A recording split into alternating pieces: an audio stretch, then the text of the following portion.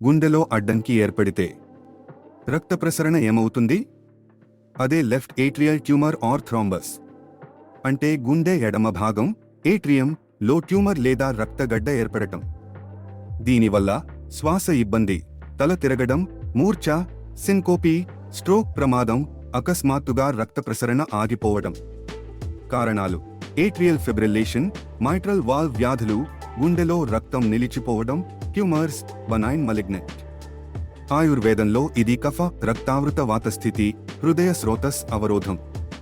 కఫం లేదా రక్తం అధికమై ప్రాణవాతకు మార్గం అడ్డుపడుతుంది.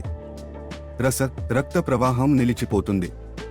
హృదయ గతి అస్థిరమవుతుంది. దీనివల్ల శ్వాస తీసుకోవడంలో కష్టంగా అనిపించడం, ఛాతీ బిగుతుగా అనిపించడం, మూర్ఛ రావడం, అకస్మాత్తుగా క్షీణించడం. తరచూ మూర్ఛ, శ్వాస ఇబ్బంది లేదా స్ట్రోక్ లక్షణాలు ఉంటే తక్షణమే పరీక్ష అవసరం.